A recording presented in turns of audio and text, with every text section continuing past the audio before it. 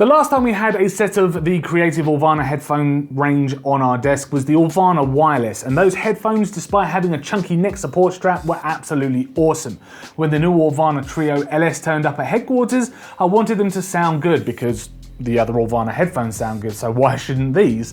Now, Creative are after all touting their new rubber silicone driver system with these headphones. One thing I don't quite get though is the fact that Creative kept the Trio part of the name, as the Trio stood for the triple drivers in previous Aurvana headphones, but this is just a small thing. It is, after all, just a name. The Aurvana Trio LS uses a single driver setup this time round for better efficiency, and Creative is also showing off their new sawtooth sheath cabling, which is designed to minimize microphonic disturbances in your music, which comes from your cables rubbing against your clothes. Now, whether this does begs to be seen. It's nice to say that you have it, but in real life use, I never really noticed the difference between these and other headphones I own. And design-wise, they follow the same shape as other Aurvana headphones in the range, with an all black finish, except for the two gold bronze light plates on each earbud. Now, there's a tiny inline remote to play and pause your music, but that's it for the remote. There's no skip tracks or volume changes here.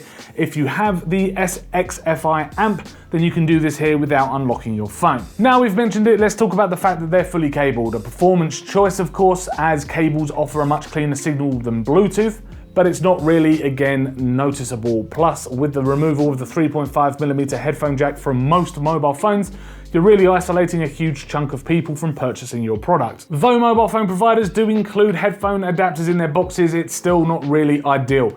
A USB Type-C on the end of your headphones would have been better, I think, or better yet, if you get the Creative SXFI amp, you get a Type-C to Type-C cable anyway, plus you get a much higher quality of music through this and an equalizer on your phone to really fine-tune your music listening style.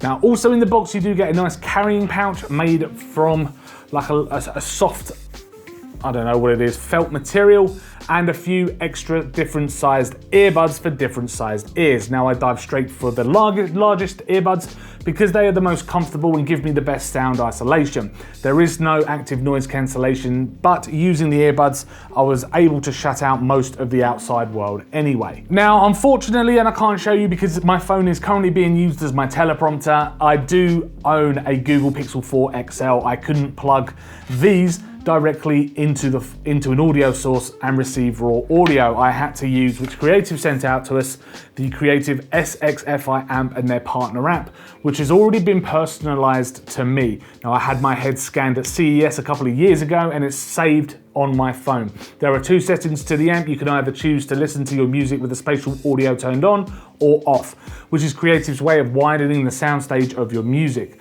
And for the most part, the Creative Aurvana Trio LS headphones sounded superb with spatial audio off and are really on the brink of audiophile levels of quality.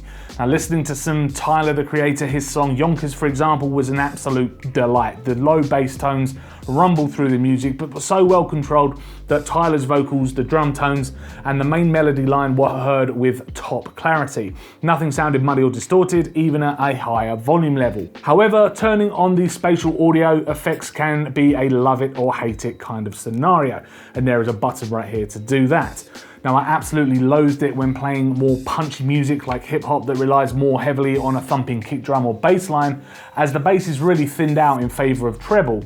But with something like Radiohead's Paranoid Android, it really opened up the soundstage, and all of a sudden it felt as if the music was coming from all directions rather than firing directly into your ears. It gave a more live performance type feel, which I actually quite liked. But it might not be for everyone. It worked very well for big band music like Prince's Purple Rain or some Aerosmith or some AC/DC. It gave band-led music a very stadium-like feeling, as if I was there watching them live. It was just absolutely brilliant, and in my opinion, it actually shone over when spatial audio was switched off. The Creative Aurvana Trio LS headphones are very, very fun. They sound absolutely blinding for all types of music thrown at them, if, depending, you've got the spatial audio turned on or off, and the inclusion of the SXFI amp will only heighten your audio experiences further.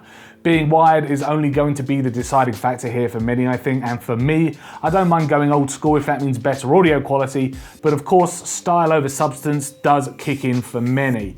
They're also priced exceptionally well too, at around £40 to £45 online. It's an absolute steal for such a cracking set of earbuds. So thank you very much for checking out my video review of the Creative Aurvana Trio LS. If you enjoyed this video, hit that like button, subscribe to keep up with our latest tech and gaming videos, and also let us know in the comments down below what you think about the Creative Aurvana range of headphones, whether jumping to the new single driver focused Aurvana Trio LS will be for you, or if you'll stick with, if you've already got a set already, you'll stick to one of the other headphones in the Aurvana range. As I say, thanks very much for watching, and we'll see you in the next video.